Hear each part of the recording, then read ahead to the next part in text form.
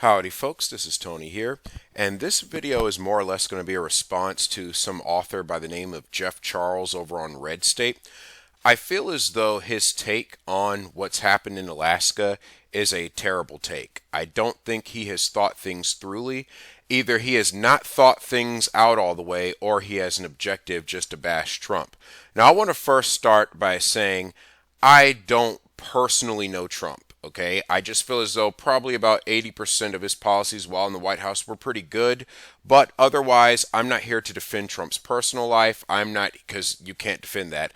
I'm not here to talk about Trump like he's just the greatest thing on earth, but I am here to say that trying to make every single thing that happens about Trump is kind of, you're just as obsessed, you're just as unhinged as people on the left who have Trump derangement syndrome, who everything's about Trump. Notice how he titles the article, Murkowski and Peltola just defeated their Trump-backed opponents in Alaska. Notice he didn't say defeated their opponents. He didn't say won. He said defeated their Trump-backed opponents. He makes up this adjective Trump-backed to try to make it seem like they somehow overcame Donald Trump. Because if you read this quickly, you'll think, oh, Murkowski defeated Trump. That's what you're meant to see when you look at this title. So that's already a red flag that we're dealing with some Trump derangement syndrome again here in this article. Now let's talk about Lisa Murkowski herself, okay? Lisa Murkowski is a center-left politician. She voted to confirm Justice Brown to the Supreme Court, someone who we know is pro-radical stuff on the left. She voted for Biden's infrastructure agenda, I believe, and I know for a fact she voted for gun control. So this is a gun control center-left person. You know who supported her and who helped her in her election? Mitch McConnell. Another center-left person who voted for gun control and who voted for all kinds of infrastructure things that the left wanted. So, a center-left Republican in Mitch McConnell supported a center-left Republican in Lisa Murkowski. So, we need to first start there. Now, Murkowski went on to quote-unquote win her re-election, and notice what it says down here at the bottom of the article. Of course, the elephant in the room is President Trump. Can you please explain to me how Trump's the elephant in the room?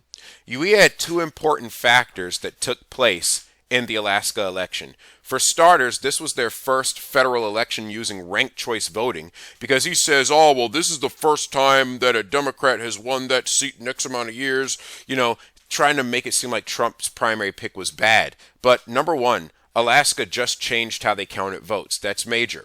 Number two, you had two so-called Republicans on the same ticket, Murkowski as well as Chibaka, or however you say her name, Shabaka. So you had some really close competition there. So when you have a state that just changed how it counts votes, and that resulted in a center-left politician winning, how is that any different from what we saw in Pennsylvania in 2020, what we saw in Wisconsin in 2020? How is any of this different? Whenever you see a state change how they count votes, you see center-left or left-wing politicians benefit from it. That's exactly what happened in Alaska. This has nothing to do with Trump whatsoever. And I think that people like Jeff Charles try to blame Trump for every loss that the right takes because Trump is the easy target. Think about it. Trump is someone whom everybody hates him. Or I'm not going to say everybody, but you have people on the right who say, oh, well, he's not well behaved enough. You have people on the left to say, oh, he's too far to the right. A lot of people don't like Trump. And so it's easy to pick on the kid that's already getting picked on rather than face the fact that the election system in America is broken. Because if you have to wake up to that fact, then you have to realize that there may be no voting our way out of the tyranny that could be coming down from Washington. At that point, you really only have three choices.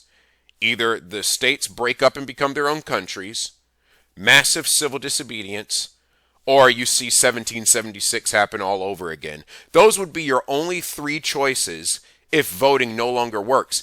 And if a center-left, clearly slimy politician like Lisa Murkowski can quote-unquote win in Alaska, a state that Trump supposedly carried by 10 points, in the last election cycle, that means that the voting system in Alaska is broken. Alaska is the new blue state. That is what Jeff Charles fails to realize while he spends too much time in his Trump deranged syndrome.